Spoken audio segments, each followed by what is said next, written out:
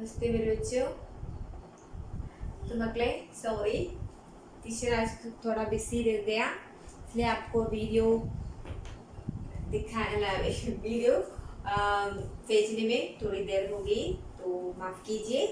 तो बच्चे, पिछले कक्षा में हम लोगों ने एक पाठ का थोड़ा पाठ पढ़ लिया था। पाठ का नाम था क्या था, आप लोगों को याद है? पाठ का नाम क्या था? विद्या पाने की लालसा, है ना। तो हम लोगों ने इस पाठ में किसके बारे में पढ़ाते हैं? Sir William Jones, the famous British Sanskrit scholar അല്ലേ, അദ്ദേഹത്തെ കുറിച്ചാണ് നമ്മൾ പഠിച്ചുകൊണ്ടിരുന്നത്. അദ്ദേഹത്തിന്റെ എന്താണ് അദ്ദേഹത്തിന് ഗുരുനാഥൻ കിട്ടിയത് വരെ നമ്മൾ പഠിച്ചു. Then please take your textbook page number 54. Please देखिए लास्ट पैराग्राफ देखिए.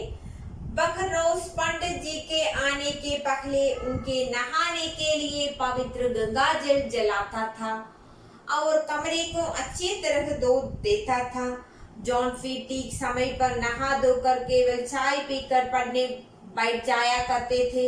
पढ़ाने के बाद पंडित जी पालकी में बैठकर घर लौटे जाते थे. यह क्रम एक वर्ष तक चला.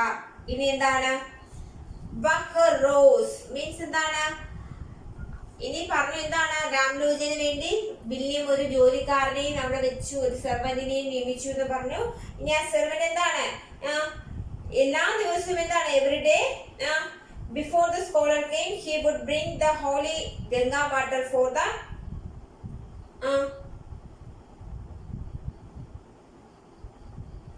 രാംലോചൻസ് എന്താണ് മീൻസ് എന്താണ്? ഇനി എന്താണ് മക്കളെ അതിൽ പറയുന്നത്? എന്താണ്? എല്ലാ ദിവസവും പണ്ഡിറ്റ് രാംലോചൻ വരുന്നതിന് മുമ്പായിട്ട് അദ്ദേഹത്തിന് കുളിക്കാനായിട്ടുള്ള ഗംഗാജലം ആര് കൊണ്ടുവരുമായിരുന്നു? വില്യം നിയമിച്ച ജോലിക്കാരൻ കൊണ്ടുവരുമായിരുന്നു. ഓക്കെ, ഇനി അടുത്ത എന്താണ്? कमरे को अच्छी तरह से धोता था. ഇനി എന്താണ്? धो देता था. ഇനി എന്താണ്? The room was also well washed. Means എന്താണ്? അവര് പഠിക്കാനായിട്ട് ഇരിക്കുന്ന മുറി എന്താണ്? നന്നായിട്ട് കഴുകി വൃത്തിയാക്കി വെച്ചിരുന്നു. Then അടുത്തതാവും जॉन फी ठीक समय पर नहा धोकर केवल चाय पीकर पढ़ने बैठ जाया करते थे. ജോൺസൺ എന്താണ്? കൃത്യസമയത്ത് എന്താണ്? കുളിച്ച് വൃത്തിയായിട്ട് എന്ത് ചെയ്ത് കേവലം ചായ മാത്രം കുടിച്ച് പഠിക്കാനായിട്ട് വന്ന് ഇരിക്കുമായിരുന്നു. എന്താണ്? വില്യം ഓൾസോ ബാത്ത് എന്താണ്? At the right time and sit down to study drinking only tea. Means എന്താണ്? അദ്ദേഹം പോലും എന്താണ്? ആഹാരം കഴിക്കാതെ അത്രയും പവിത്രതയോടുകൂടി അത്രയും ആത്മാർത്ഥമായി എന്ത് ചെയ്ത് പഠിക്കാനായിട്ട് ഇവിടെ സ്റ്റഡി റൂമിൽ വന്ന് ഇരിക്കുമായിരുന്നു. ഇനി എന്താ മക്കളെ പറയുന്നത്? पढ़ने के बाद पंडित जी पालकी में बैठकर घर लौट जाते थे. ഇനി എന്താണ്? പഠിപ്പിച്ചതിന് ശേഷം ക്ലാസ് ഒക്കെ എടുത്ത് കഴിഞ്ഞതിന് ശേഷം പണ്ഡിതൻ എന്ത് ചെയ്യും? പല്ലക്കിൽ കയറി തന്റെ വീട്ടില് തിരിച്ച് പോകുമായിരുന്നു. പല്ലക്കിൽ കയറി എന്ത് ചെയ്യുമായിരുന്നു മക്കളെ? തന്റെ വീട്ടില് തിരിച്ച് പോകുമായിരുന്നു. ഇനി എന്താ പറയുന്നത്? യഹ് ക്രം ഏക് വർഷ തക് ചലാ. ഈ ഒരു പരിപാടി this process continued four up two year. ഏകദേശം ഒരു വർഷത്തോളം ഈ ഒരു പരിപാടി എന്ത് ചെയ്ത് കണ്ടിന്യൂസ് ആയിട്ട് നടന്നുകൊണ്ട് പോയി. ഏത് സമുദായം? രാവിലെ പല്ലക്കില് സഭൃത്യന്മാര് രാംലോചനെ കൊണ്ടുവരുന്നു, വില്യമിനെ പഠിപ്പിക്കുന്നു. വില്യം എന്ത് ചെയ്യും? വെറും വയറ്റിലിരുന്ന് പഠിക്കുന്നു. അതിനുശേഷം രാംലോചൻ തിരിച്ച് വീട്ടിലോട്ട് പോകുന്നു. सो एक बार फिर वो पैराग्राफ देखिए. बखरोज पंडित जी के आने से पहले उनके नहाने के लिए पवित्र गंगा जल लाता था और कमरे को अच्छी तरह धो देता था. जॉन फी ठीक समय पर नहा धोकर केवल चाय पीकर पढ़ने बैठ जाया करते थे. पढ़ाने के बाद पंडित जी पालकी में बैठकर घर लौट जाते थे. यह क्रम एक वर्ष तक चला. ओके, അത്രയും കാര്യം മനസ്സിലായില്ലേ മക്കളെ? അടുത്ത പാരഗ്രാഫിലോട്ട് പോവാം. सर जॉन फी एक अच्छे विद्यार्थी की फांदी पंडित जी की भावनाओं का आदर करते हुए अध्ययन कर रहे थे. उन्होंने जब तक पढ़ाई की मांस को हाथ तक नहीं लगाया. इस प्रकार कठिन परिश्रम से विलियम ने एक वर्ष में संस्कृत भाषा का अच्छा ज्ञान प्राप्त कर लिया. मीन्स അടുത്ത പാരഗ്രാഫ് നോക്കിക്കോളൂ മക്കളെ. നോക്കിക്കോളൂ. सर जॉन भी एक अच्छे विद्यार्थी की भांति पंडित जी की भावनाओं का आदर करते हुए अध्ययन कर रहे थे. എന്താണ് സർ ജോൺസ് വില്യം എന്ത് ചെയ്ത് ഒരു നല്ല വിദ്യാർത്ഥിയെ പോലെ എന്ത് ചെയ്ത് പണ്ഡിറ്റ് ജിയുടെ എല്ലാ അദ്ദേഹത്തിന്റെ ആറ്റിറ്റ്യൂഡ്, അദ്ദേഹത്തിന്റെ എന്താണ് രീതികളൊക്കെ മനസ്സിലാക്കി അദ്ദേഹവും എന്താണ് നല്ലൊരു വിദ്യാർത്ഥിയെ പോലെ വിദ്യ അഭ്യസിക്കാനായിട്ട് ശ്രമിച്ചു. മീൻസ് എന്തായിട്ട് നന്നായിട്ട് അദ്ദേഹം എന്ത് ചെയ്തു പഠിച്ചു. ഓക്കെ. उन्होंने जब तक पढ़ाई की मांस को हाथ नहीं लगाया था. ഇനി എന്താണ് അദ്ദേഹം പഠിച്ച സമയങ്ങൾ അത്രയും എത്ര നാൾ അദ്ദേഹം പഠിച്ചു അത്രയും സമയം എന്താണ് അദ്ദേഹം വില്യം എന്താണ് ഒരു തവണ പോലും മാംസാഹാരം കഴിച്ചില്ല. മീൻസ് എന്താണ് he didn't eat meat. അദ്ദേഹം എന്താണ് മീറ്റ് മീൻസ് എന്താണ് മാംസാഹാരം കഴിക്കാനായിട്ട് താല്പര്യവും കാണിച്ചില്ല. ആര്? വില്യം. इस प्रकार कठिन परिश्रम से विलियम ने एक वर्ष में संस्कृत भाषा का अच्छा ज्ञान प्राप्त कर लिया. ഇങ്ങനെ എന്ത് ചെയ്ത് ഏകദേശം ഒരു വർഷത്തോടു കൂടി എന്ത് ചെയ്ത് വില്യം എന്താണ് such a hard work William learned the Sanskrit language well within a year. അതായത് ഏകദേശം ഒരു വർഷത്തെ കാലാവധിയിൽ എന്ത് ചെയ്തു ഒരു വർഷം കഴിഞ്ഞപ്പോൾ എന്ത് ചെയ്ത് ഒരുപാട് കഠിന പരിശ്രമത്തിലൂടെ വില്യം എന്ത് ചെയ്തു സംസ്കൃത ഭാഷ നന്നായിട്ട് അഭ്യസിച്ചു. സംസ്കൃത ഭാഷ നന്നായിട്ട് എന്ത് ചെയ്ത് വില്യം പഠിച്ചു. അതായത് ഒരു വർഷത്തിനകം വില്യം നല്ലൊരു സ്കോളറായിട്ട് മാറി. അപ്പൊ ഒന്നുകൂടി പാരഗ്രാഫ് നോക്കിക്കോളൂ മക്കളെ.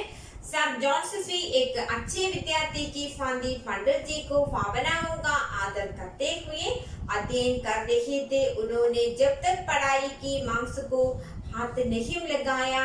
इस प्रकार कठिन परिश्रम से विलियम ने एक वर्ष में संस्कृत भाषा का अच्छा ज्ञान प्राप्त कर लिया. ഈ രണ്ട് പാരഗ്രാഫ് മനസ്സിലായോടാ? അപ്പൊ ഒന്ന് വായിച്ചു നോക്കിയേ. Then अगला पैराग्राफ देखिए. धीरे धीरे उन्हें संस्कृत भाषा पर पूरा अधिकार हो गया. अब वे स्वयं संस्कृत की पुस्तकों का अध्ययन करने लगे. उन्होंने संस्कृत की अभिज्ञान शाकुंतलम, श्रीमद् भगवद गीता, मनुस्मृति, ऋतुसंहार, वेद आदि कई ग्रंथों का अंग्रेजी में अनुवाद किया. ये पुस्तकें यूरोप में संस्कृत साहित्य के गौरव को अंतरराष्ट्रीय स्तर पर बढ़ाने में सहायक बनी. अभिज्ञान शाकुंतलम का अनुवाद इतना अच्छा था कि जर्मन कवि गोटे भी प्रभावित हुए बिना नहीं देख सके और उन्होंने अभिज्ञान शाकुंतलम के कवि कालिदास और काव्य कौशल की बहुत प्रशंसा की. എന്താ പറയുന്നത്? ധീരെ ധീരെ പതുക്കെ പതുക്കെ അല്ലെങ്കിൽ ഗ്രാജുവലി എന്തായി? ധീരെ ധീരെ മീൻസ് ഗ്രാജുവലി അല്ലെങ്കിൽ പതുക്കെ പതുക്കെ. ഉन्हें संस्कृत भाषा का पूरा अधिकार हो गया. വില്യം എന്ത് ചെയ്ത് William learn the Sanskrit language very well. അതായത് വില്യം വളരെ മനോഹരമായി വളരെ നന്നായിട്ട് എന്ത് ചെയ്ത് സംസ്കൃത ഭാഷ നന്നായിട്ട് വില്യം പഠിച്ചു. अब वे स्वयं संस्कृत की पुस्तकों का अध्ययन करने लगे. ഇപ്പോഴെന്ത് ചെയ്ത് അവൻ സ്വയം എന്ത് ചെയ്ത് സംസ്കൃത പുസ്തകങ്ങൾ വായിക്കാൻ തുടങ്ങി. അവൻ സ്വയം സംസ്കൃതത്തിലെ പുസ്തകങ്ങൾ വായിക്കാനായിട്ട് തുടങ്ങി. उन्होंने संस्कृत की अभिज्ञान शाकुंतलम, श्रीमद् भगवद गीता, मनुस्मृति, ऋतुसंहार, वेद आदि कई ग्रंथों का अंग्रेजी में अनुवाद किया. ഇനി എന്താണ്? ഇനി കുറച്ച് നാൾ കഴിഞ്ഞപ്പോഴേ വില്യം എന്ത് ചെയ്ത് സംസ്കൃതത്തിലെ അഭിജ്ഞാന ശാകുന്തളം. എന്താണ് അഭിജ്ഞാന ശാകുന്തളം എന്ന് പറയുന്നത്? സംസ്കൃതത്തിലെ മഹാകാവ്യമാണ്.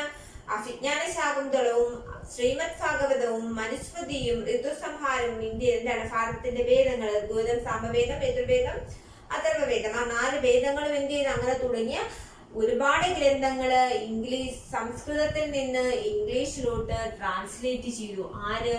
വില്യം. ഓക്കെ. അപ്പൊ വില്യം എന്ത് ചെയ്തു? സംസ്കൃതത്തിൽ നിന്ന് ഏതൊക്കെ? അഭിജ്ഞാന ശാകുന്തളവും ശ്രീമദ് ഭഗവത്ഗീതയും മനുസ്മൃതിയും ഋതുസംഹാരവും നമ്മുടെ വേദഗ്രന്ഥങ്ങളും എല്ലാം എന്ത് ചെയ്ത് മലയാളത്തിൽ സംസ്കൃതത്തിൽ നിന്ന് ഇംഗ്ലീഷിലോട്ട് ട്രാൻസ്ലേറ്റ് ചെയ്തു. ഓക്കെ. അപ്പൊ അത്രയും മനസ്സിലായോ മക്കളെ? അടുത്ത सेंटेंस നോക്കിയോളൂ. ये पुस्तकें यूरोप में संस्कृत साहित्य के गौरव को अंतरराष्ट्रीय स्तर पर बढ़ाने में सहायक बनी. ഇനി ഈ പുസ്തകങ്ങൾ എന്തിനു സഹായിച്ചു? എന്താണ്? യൂറോപ്പിലുള്ള ജനങ്ങൾക്ക് അല്ലെങ്കിൽ യൂറോപ്പിലുള്ള ആൾക്കാർക്ക് സംസ്കൃത ഭാഷയെ പറ്റി കൂടുതൽ അറിയാനും സംസ്കൃതത്തിന് എന്താണ് കൂടുതൽ ഒരു അന്തസ്, അതിനൊരു റെപ്യൂട്ടേഷൻ കിട്ടാനായിട്ട് എന്ത് ചെയ്ത് സാധിച്ചു. മീൻസ് എന്താണ്? വില്യം എന്ത് ചെയ്ത് സംസ്കൃതത്തിലെ പുസ്തകങ്ങളെ ഇംഗ്ലീഷിലോട്ട് ട്രാൻസ്ലേറ്റ് ചെയ്തപ്പോൾ എന്ത് ചെയ്ത് സംസ്കൃത കൃതികൾക്ക് ഇംഗ്ലീഷിൽ അല്ലെങ്കിൽ യൂറോപ്പ് രാജ്യങ്ങളിൽ വേണ്ട പ്രസിദ്ധി അല്ലെങ്കിൽ കീർത്തി ലഭിച്ചു. അതിനോടൊപ്പം അത് എഴുതിയ സംസ്കൃത പണ്ഡിതന്മാർക്ക്. ഓക്കെ, അവിടെ എന്താണ്? अभिज्ञान शाकुंतलम का अनुवाद इतना अच्छा था कि जर्मन कवि गोटे भी प्रभावित हुए बिना नहीं लिख सके. ഇനി എന്താണ്?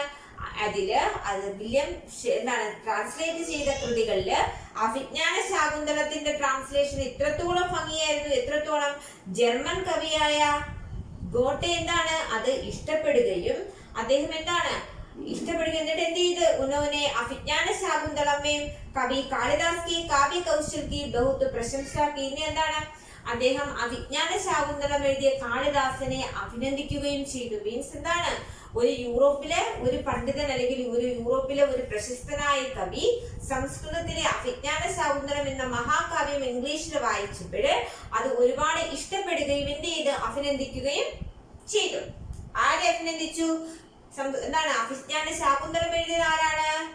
ആരാ? നമ്മളുടെ കാളിദാസനെ അഭിനന്ദിക്കുകയും ചെയ്തു.